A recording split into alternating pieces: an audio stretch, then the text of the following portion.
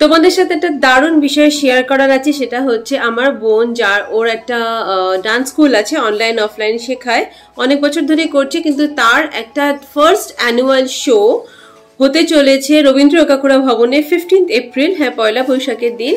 তার জন্য অনেক প্রিপারেশন চলছে আর পুরোটাই ও একা একা নিজে নিজে করে চলেছে। আমি সাথে সঙ্গে খুব একটা থাকতে পারিনি, মানে একদমই পারিনি, কিন্তু আজকেও বেশ কিছু কাজ আছে যার জন্য আমি আজকে দিনটা ওর সাথে টাইম দিচ্ছি আর আমরা দুজনে মিলে একসাথে বেরোচ্ছি। এই দুপুর থেকে আজকে অনেক কাজ, অনেক দিকে যেতে হবে, ওর অনেক কিছু জিনিস বানানোর আছে, কেনাকাটা করার আছে, আর আমাদের দুজনের দুই বোনের হচ্ছে ঘোরা, বেড়ালো, আড্ডা দেওয়া, তার সাথে বাইরে খাওয়া, পুরো প্ল্যান একটা বেশ দারুণ জমজমাটের। আমরা দুজন যখন বেরোই আমাদের এমনি মানে একটা কোনো প্ল্যান ছাড়াই প্ল্যান হয়ে যায়, সেটা তোমরা আগের অনেকগুলো ব্লগেই দেখেছো। তো দেখা যাক আজকে একটা সেরকম দিন হতে চলেছে, আর সেটা সম্পূর্ণটা তোমাদের সাথে শেয়ার করব। আর আসছে দিনে চ্যানেলটা সাবস্ক্রাইব করে রাখবে, কারণ অনেক ভালো ভালো ব্লগ আসছে, আর স্পেশালি নাচের প্রোগ্রামের ব্লগটা তো দেবই আমার চ্যানেলে, তখন তোমরা দেখতে পাবে। তো আজকে চলো আমরা বেরোই। রেডি হচ্ছিলাম, আর রেডি হতে হতে দিদা খুব তাড়া উত্তর দিচ্ছিল যে হ্যাঁ তুই এখনো রেডি হসনি, তুই কখন বেরোবি, অলরেডি লেট হয়ে গেছি, এই হয়ে গেছি। এবার আমি যখন রেডি হয়ে গেলাম তখন ম্যাডাম খাওয়াতে বসে গেল। বুঝতেই পারছো এটাই হয় বেরোনোর সময়।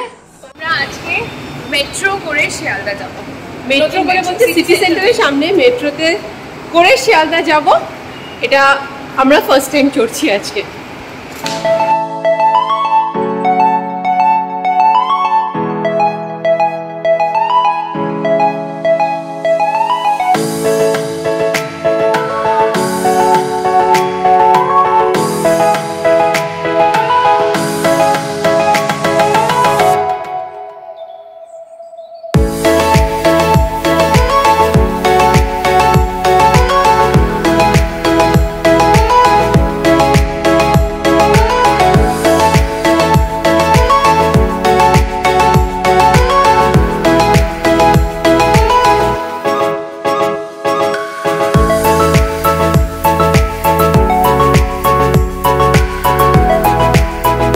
আমরা এখন শিয়ালদা চলে এসেছি। শিয়ালদাতে আমাদের কিছু প্রিন্টিংয়ের কাজ ছিল, আর প্রিন্টিংয়ের জন্য আমরা এসেছি। এইটা হচ্ছে একদম শিয়ালদা মোড়েই, যে স্টেশনের খুবই কাছে, শিয়ালদা ফ্লাইওভার উঠতে গেলে। এই দোকানটার নাম হচ্ছে প্রিন্ট মিডিয়া।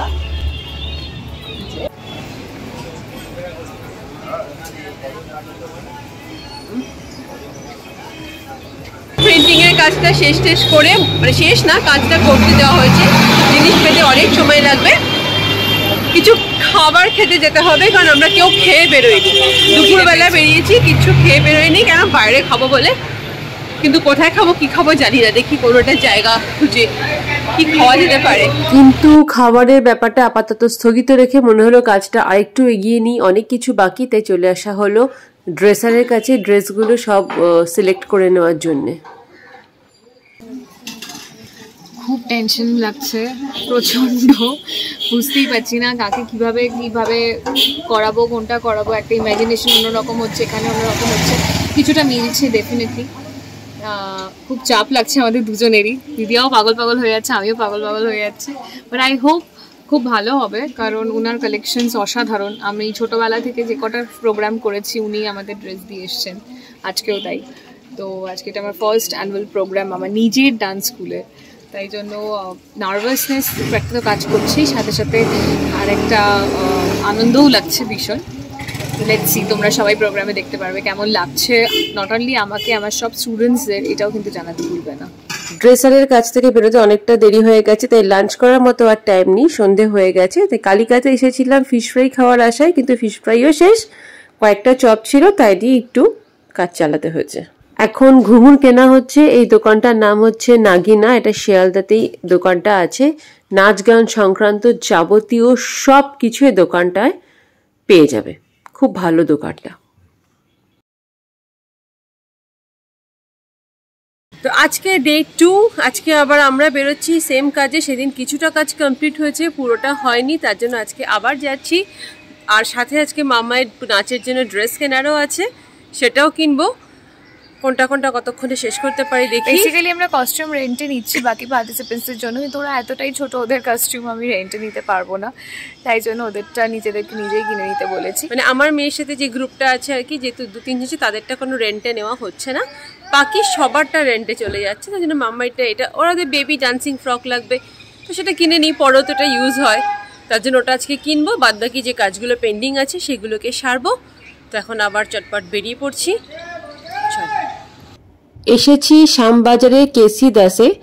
অনলাইন থেকে দেখেছি কিন্তু দামটা অহেতুক বেশি, অত দামে কেনার এখন প্রয়োজন নেই। তো এখান থেকে ফ্রকটা নিলাম আর সাথেই ছাতাটাও নিলাম। মামাই খুব খুশি হয়ে যাবে ছাতা দেখে। আর অনেক কিছু কেনাকাটাও করার আছে হাতিবাগানে। হাতিবাগানে শপিং করে, পয়লা বৈশাখে কেনাকাটা করে, তারপরে মামাইয়ের ডান্সিং ফ্রক কিনে, কেনাকাটার চেয়ে বেশি আমাকে নাচের অনেক কেনাকাটা ছিল। হ্যাঁ, সেই নাচের কেনাকাটা, পয়লা বৈশাখ কেনাকাটা সব কমপ্লিট করে আমাদের সোমবারের একটা ভূতনাথ মন্দির আসার থাকে, সেটা কমপ্লিট করে এখন বাজে 6:30। আমরা এখন যাচ্ছি শিয়ালদাতে। ওখানেও আগের দিনের কিছু কাজ বাকি ছিল, সেই কাজগুলো আজকে যে কোনো দা দাশগুপ্তা স্টোরে এসেছি মেমেন্টো অর্ডার করতে। নাচের পর প্রত্যেক বাচ্চাদের, প্রত্যেক পার্টিসিপেন্টকে যে মেমেন্টো দেওয়া হবে সেটা এইখান থেকে নিচ্ছি। দোকানটা ভীষণ সুন্দর।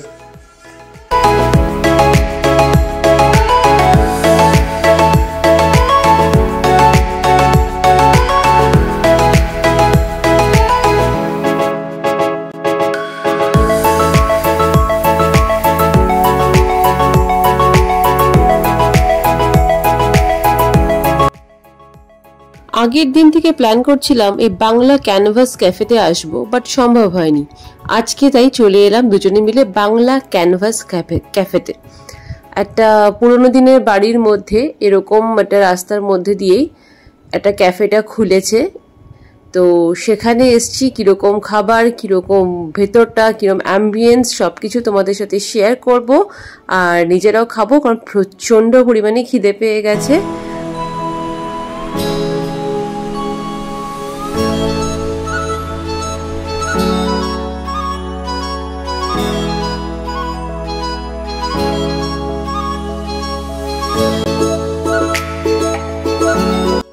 খুবই ছোট্ট একটা জায়গার মধ্যে এই বাংলা ক্যানভাস ক্যাফে, একটা ঘর এবং সাথে এক ফালি বারান্দা মধ্যে এই বাংলা ক্যানভাস ক্যাফে। খুব সুন্দর সাজানো গোছানো আছে, কিন্তু সিটিং ক্যাপাসিটি খুব একটা বেশি নেই।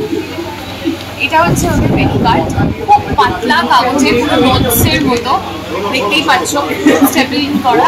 তো আমার খুব ভালো লেগেছে। আর এখানে একটা সবচেয়ে আমার যেটা ভালো লেগেছে কাভার্ড, কিন্তু এটা এসি নেই, এটা পুরোটাই ফ্যানের ওপর। আমি জানি না কতটা আমার আওয়াজ শোনা যাচ্ছে। আর ঘরের মধ্যে ওরা পুরো এরকম করে করেছে, সুইট। তো আমরা কি অর্ডার করেছি সেটা একটু চটপট দেখিয়ে দিই।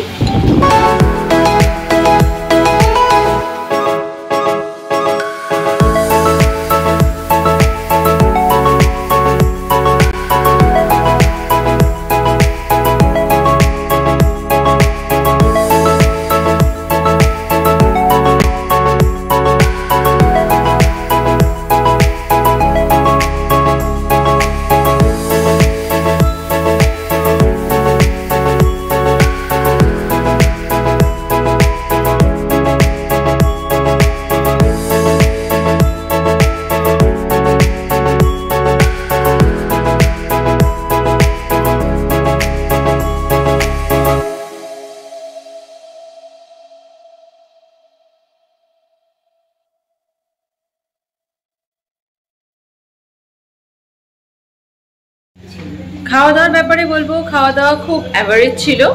ফিশ ফ্রাইটা খুব বেশি মাছের ঠাসা ছিল না, আর আমরা বাসা চুজ করেছিলাম। এখানে চাইলে ভেটকির ওপরও ফিশ ফ্রাই আছে, সেটাও চুজ করতে পারো। নর্মাল লেগেছে, আর একটু নুনটা বেশি লেগেছে। বাইরেটা খুব বেশি ক্রিস্পি, মোটামুটি লেগেছে।